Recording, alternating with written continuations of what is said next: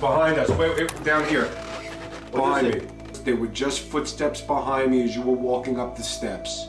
You know, we heard it sounded like it was just right above us. There's something in here. Can you contact us?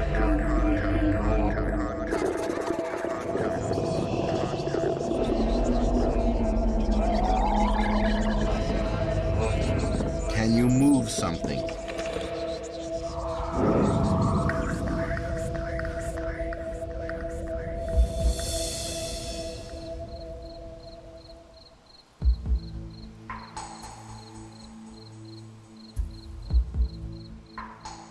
There's been, at the Colonial House, 63 different sightings, all separate from each other, of the exact same short woman, you know, under 5 feet tall, with the puffy sleeves, tapered dress, colonial style clothing, and a teacup on her head, which I didn't even know what a teacup was at first until people started over and over again mentioning this, you know, one after the other.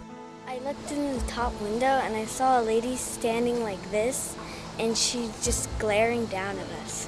The fact that there are all of these 4, 5, 6 different descriptive phrases associated with this woman all come out of these different people, I think that's very, very significant.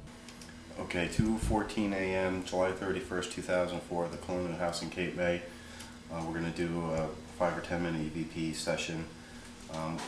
We'd like the old woman who's been seen in this house. If you'd like to make contact with us, we'd love to hear from you. We're researchers. I'm hoping to capture this woman that's been seen here on tape. I'm hoping on tape recording, her voice or a message from her on tape. What the hell was that? There's things going on. There's noises on there. For me, the key is recording evidence. You have more control over what you're doing during a recording.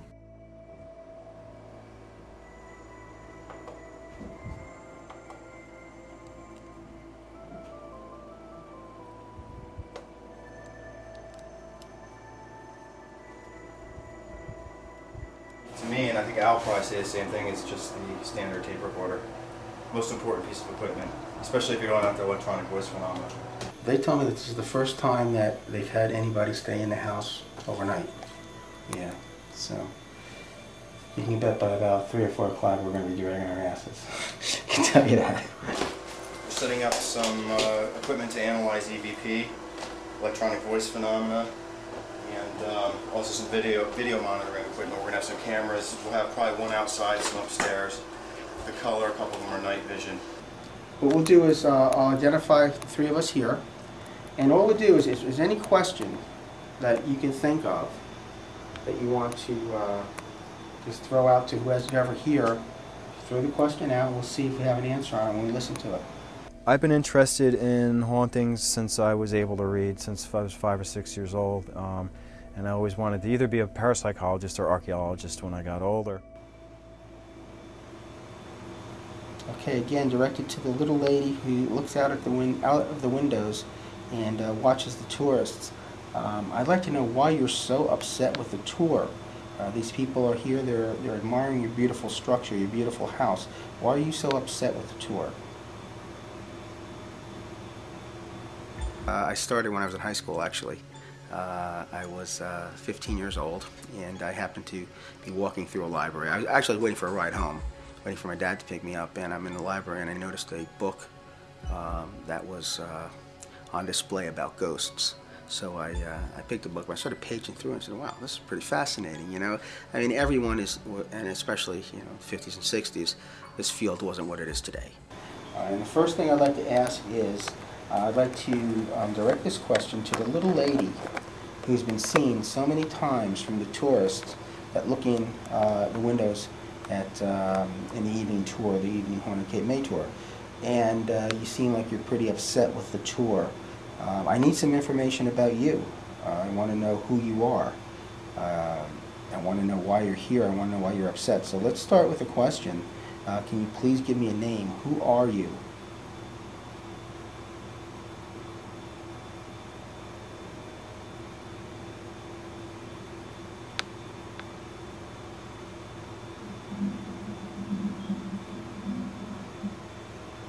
I don't know what that noise was. Something being dragged outside.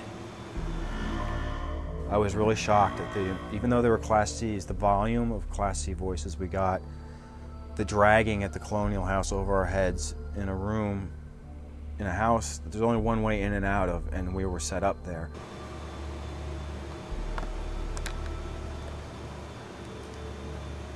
Is this particular house your house, or is it a house that you had lived in? Again, noise, strange noise coming from outside. Not sure what it is. Outside or upstairs? Or upstairs. So whatever was dragging something around up there, that was shocking. And that was right off the bat. The woman that we mentioned has been seen looking out this window and looking out this window, and also downstairs. So I'm thinking about putting, I'll put some sensors in here, and then we'll just be able to monitor it from downstairs. For field investigations, we like to use pretty much this setup. We've got a quad screen security monitor that we're minus a camera tonight, unfortunately, but we've got 3 cameras with sound. Up here we've got another night vision camera with sound. This monitor records to this VHS, so we're gonna, once the investigation starts, we're gonna roll the tapes and record through the whole investigation. For myself, I don't put a lot of stock or credence in photographic evidence. I think some of the things that have been coming out over the last 6 or 7 years, some of these ghost hunting groups and things that get these wonderful orbs all over the place, I think it's the most ridiculous thing I've ever heard, to be honest with you. The face in the window was definitely very interesting, and I've watched it probably 20 or 30 times. I can't say one way or the other that it's paranormal or not, but I just definitely say it's very interesting. It looks like it almost has 3 dimensions. I know it was shot with night vision, so I doubt it's a reflection. And you can actually see it move in the mouth, and there's stuff going on up in that room. So, you know, that's the problem with photographic evidence. And again, I'm not a photographer, I'm not a videographer, and it's just, it's very, very interesting. I've never seen anything like it before.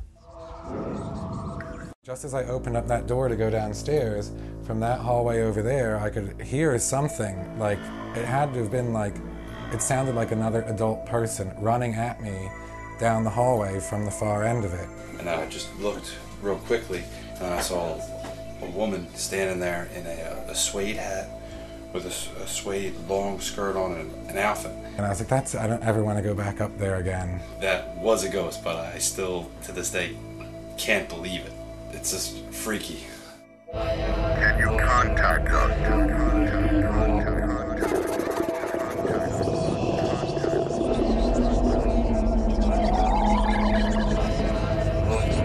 Can you move something?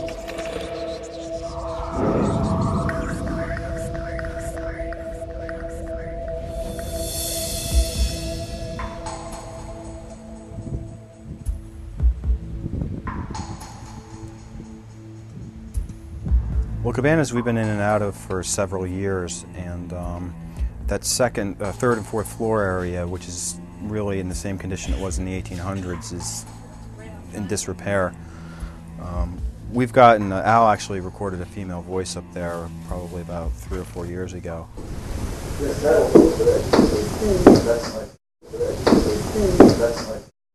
So it's been untouched for years. It's dilapidated. We had an equipment malfunction with the thermometers. Sensors in here, and 2 of them died on me. One of them was working, 2 now. It looks like they're all dead. And I don't know, I'll have to take a look at them, see if it's a battery problem. We all felt very uneasy in that one room, and I'm not psychic, but when I walked into that room, I've never felt like that before on any investigation. It was just oppressive. There are some places where you just walk in and you just feel that there's something there. You know, whether it's a positive or negative feeling, you just feel that there's something there. Al went up there first to set up some equipment in this particular room where this woman has been recorded before and there's been physical phenomena before. It's an empty room. They're in the process of renovating it. It's basically a storage room. He walked in, and then I think you and I walked in after him. And as soon as I walked in, I felt very uncomfortable. I don't know how to explain it, but I've never felt like that before at an investigation. It was almost a sense of dread, kind of. A very heavy sense, very in the air. But it was just like pressure and dreadful, and it was kind of an awful feeling. Okay, we're going to address the entity that's in this area. The one who gave me the voice, she's pretty. Okay, we understand that you've been very active lately up in this area, and we need again to confirm that your existence. What is your name? Right, this is the original segment of cassette tape, and it was us doing an EVP session upstairs. Al says footsteps because someone in the room was walking around, which is what we do to make sure that we don't confuse any audible normal noises with paranormal noises. It's right in here. Here I am.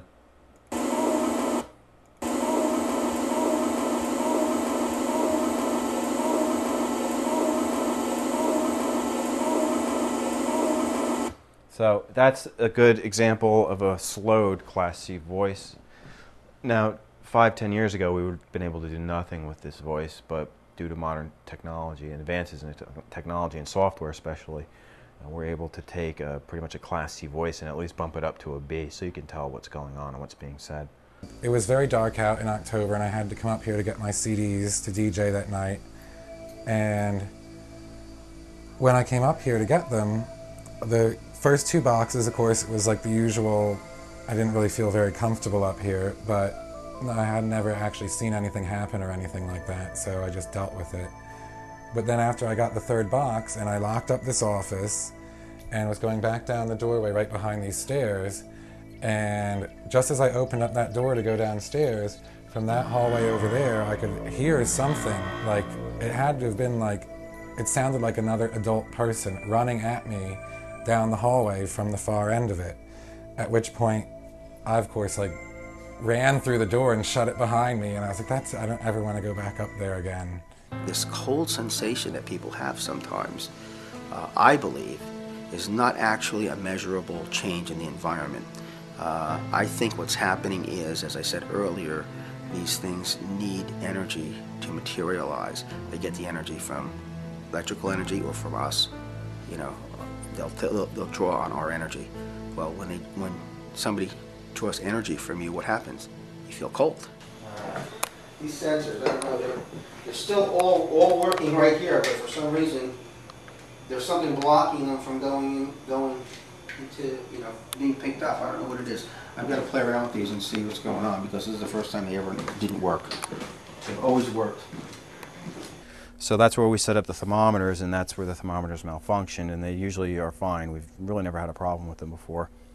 And we did record female and what I think are male Class C EVP voices in there, answering direct questions. This particular noise was like a heavy creaking in the room, almost like a beam was being pulled out, and nobody heard it. You would have heard it. Al definitely would have commented on this noise if you heard it. I don't know where it's coming from, but it's interesting. I usually don't get too many noises, but this is an EVP noise, I think. Please imprint a voice on this tape recorder.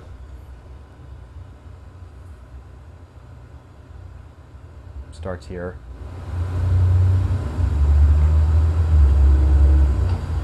That's not a truck outside. That's something in the building, moving, settling, something. I don't know how to explain it. But you would have heard that with your ears, and Al definitely would have commented, or I would have commented on the noise, because that's how we do. That's the protocol. Voices or noises, communications of an unseen personality. Early on in the field, and even today, there's some people out there that discredit it and say, oh, it's just random radio waves, which is the stupidest thing I've ever heard. Random radio waves don't answer questions. They don't call you by name. They don't make comments on things that only you have, that you privately understand or are dealing with. You're talking about electromagnetic fields. There's also radiomagnetic fields too that somehow affect